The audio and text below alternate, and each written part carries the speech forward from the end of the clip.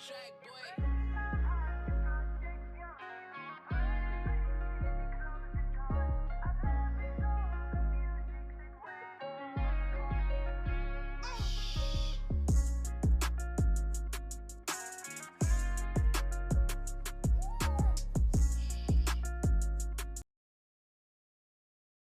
My real name O'Shawn Ross, but I go by OJ. I graduated 2022, and I'm a 3-star right now. You know, I'm from the hood, really, West Cocoa. Growing up, it was a lot of us in the house. It was my uncle kids, my mama kids. So it was pretty much me and my family, my brothers, my oldest son, Michael. Like, my family we just a well together family. We just stick together through the thick and the thin. It wasn't easy, but it wasn't hard because we was family, you know. We always communicated. I always had love. OJ finally came when he was like, where we getting this little joker for? Chubby legit little brother did. He grew up, he started dapping us, and we all just got tight. I wasn't here when OJ started Little League, but I knew he was going to be special. When he was little, he was crawling, and then he picked up the football and started walking with it ever since. If I'm being honest, I grew up with my dad in jail. His dad left when he was 3. OJ always been a good child. I really never had to worry about getting on him for anything. I ain't gonna say always doing the right thing, but I never had like to go to the school after him. And I think we had to sit OJ out for one game and that taught him, you're gonna go to school and do what you're supposed to do. You can go, but you're not gonna play. She did put some pressure on me. I understood the motive behind it. So I think we made him dress out anyway. We made him wear his jersey. We didn't let him sit at home. You know, she still was the team mom that day. To be out here Rockledge Youth football with all these fans and everybody looking for number 5, he didn't like that, so he changed that quick. She don't play. How about that school? Because sports is not a must. Your grades are a must in my household. After that, I had no problems with OJ. He was always a good kid. Not saying because he's my brother, never get big-headed. He's just OJ. OJ, he's always been like a caring person. Like, he's always been there. He's funny. What age were you when you met OJ at summer camp? About like 7. Playing Sharks Minnows. Knew he was something right then.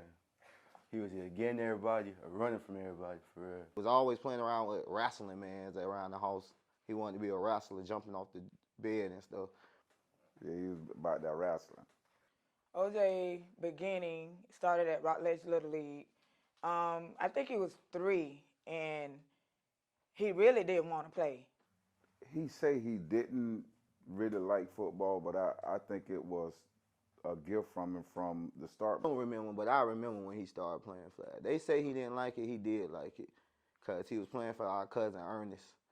And he was scared at first, but Ernest gave him the ball, and I remember this game at Titusville Little League Field. He got the ball, and he broke for about 50 yards. When I first started playing football, I was just playing through the motions just because I was good. You know, I ain't really love football then. I was just playing through it just because my mom made me. I think back then they used to call it Bantam and juniors and all of that.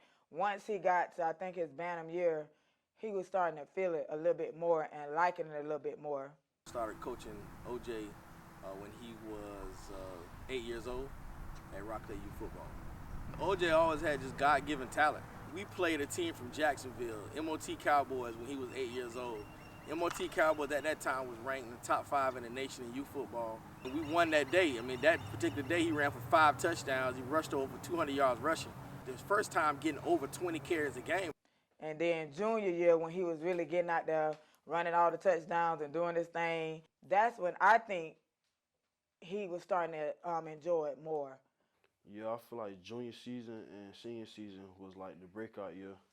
We had other athletes on our team too, but he was just the main talk. Like, it was like a Saturday night, like adults would just go out to the club or something, but this the type of night, like everybody want to come see OJ. You feel me? Like, everybody want to see us play. It was exciting on Saturdays because it was like everybody wanted to see OJ play. And I knew at least my brother was going to do at least 1 or 2 touchdowns. You know, it was just very competitive for him. He was scoring touchdowns all through Little League. Some days I wasn't here. I was in college, and I called on FaceTime. Oh, he got 5 touchdowns today. Back then, I was just playing, and as I grew, I just realized how good I was, so I started loving it, and then it just went from there. You know, when it's on the line, he wants it. Rock boy, we in the building. Nah, we don't care nothing about your feelings. Rock boy, we in the building. Nah, we don't care nothing about your feelings. It's Chinese. It's Chinese. What's anybody to a full-blooded beast? Going from Little League to high school, different environment, big change, and hitting it a little harder. It was like a movie, like an actual movie. In sports, never lose faith. Because my 9th grade year, I wasn't playing. My mama kept telling me, stay focused, keep my faith, keep my faith. She always stressing faith. And I always tell my kids, push, pray, and believe. If they put God first, they're going to go a long way.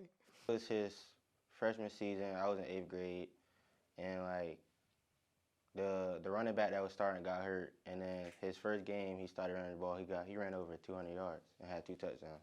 I was like, as a freshman, that's really something big. He got his chance, and he ran for over 800 yards as a freshman. My 10th grade season, I wasn't playing a position I wanted to play, and then my time came 11th grade year. I made a name for myself. Which 11th grade year, he got out, and I'm like, I got a bad boy.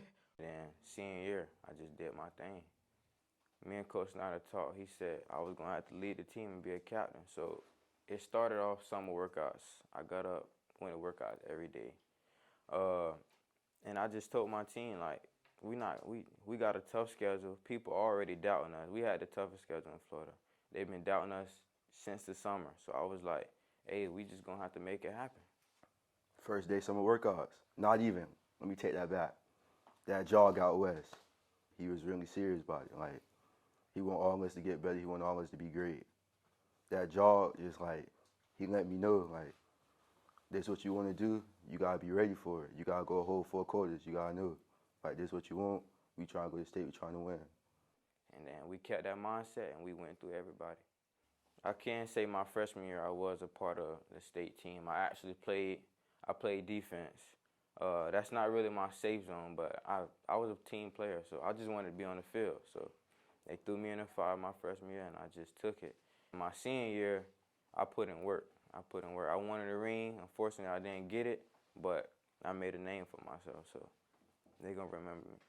Senior year, I just did my thing. To see him after the state game cry and all that made me feel some type of way because I know he left everything on the field.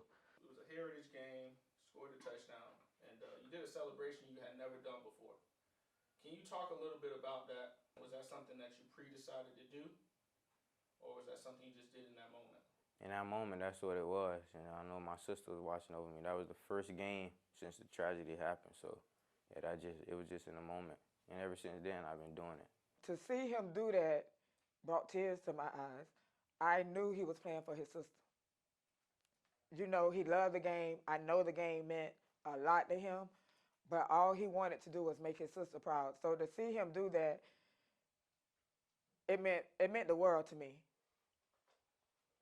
It was September 1st. I was fresh out of practice, and one of my teammates came up and ran to me and just told me that my sister been shot in her face. And then at first I didn't believe it till I ran to my phone and I seen my phone blowing up. Honestly, I didn't want to call him because I knew he was at practice. I don't know. It was hard. To see him come in and go hysterical, I just didn't know where his mind was. And I didn't think he would go out there and do nothing crazy, but I didn't know. And all I could do was to grab him and say, this is not what she wants. To see the whole Cocoa football coaches and team out there when I walked out, it did a whole lot to me. It meant that they was like family to my son, that they loved my son.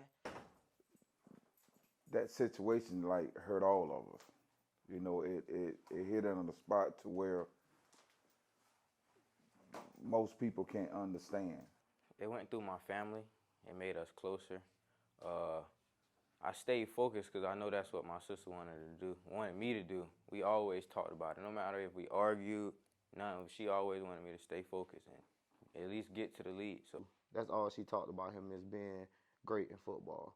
Just after my sister passing, after his sister passing, it's just people that we know done passed, and it's like his people passed, some of my people passed. It's just like they just not ordinary people, like they legends. Like we used to look up to them when we was younger, and they mean a lot to us. So everything that we do and say is just long live the legends. I always been supported. And then after my sister passed, it just brought us even closer. I'm safe when my family's supporting me, you know. I know I got somebody watching my back. That's what family is. Anybody that knows us knows, like, we're close, like, close and always have been. It means a lot to be in your children's life. I don't care what it is, I'm there.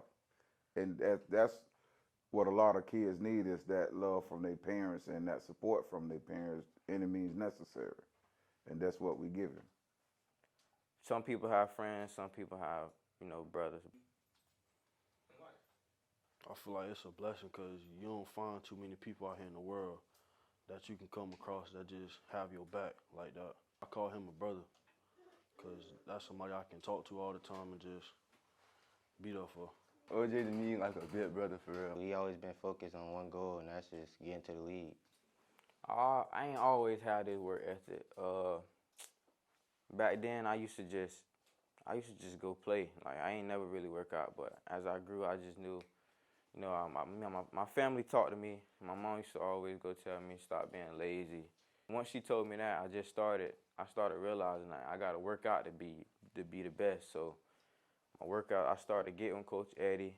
I started walking to the rec, going to work out on my own. I just started doing stuff I ain't did before. Right now, I'm in a speed training, so I feel like that's the same thing as track. So that helped me for my senior season. He made me work out 3-4 times a day just to be where I'm at. It's all about priorities. What's first? Everything will come behind it. If you do your priorities first, everything will fall in place. All the stuff we done talked about, he really doing it.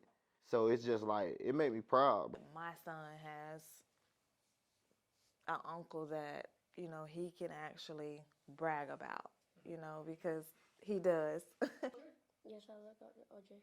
He looks up to OJ a lot, and it means a lot. It's people that come up to me that I don't even know that heard of him, telling me how respectful he is. It's always yes ma'am, no ma'am. You raised a good child. As a parent, for you to know that people admire your son. It's the best feeling in the world. It is the best. For all that night when she first came to me, she was like, my granddaughter love OJ. She want to take a picture. You think he? And I'm saying to myself, my son is already a star, a superstar. It makes you feel so good. I mean, all the little kids want to take a picture with him, want him to get gloves and footballs with his autograph on it. I'm like, you can't be more proud than that. I'm very proud of that because some get big head when they at this level, but not OJ. He's special. Everywhere I go, they're telling me stay focused, keep doing my thing. I got the city on my back.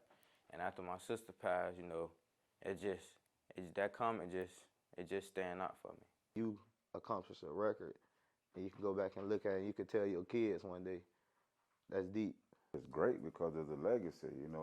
It's something that follows you. Looking down the line, and I just feel like I'm the last Ross left, so I gotta make it happen.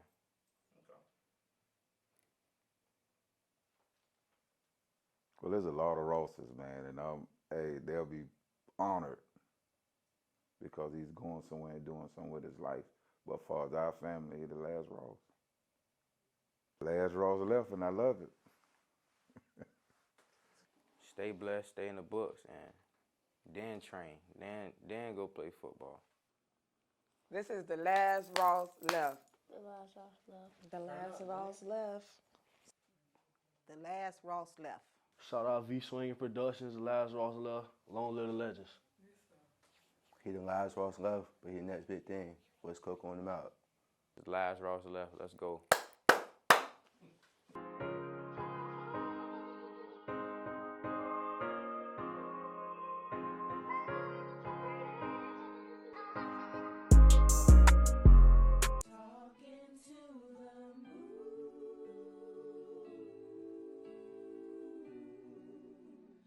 Trying to get to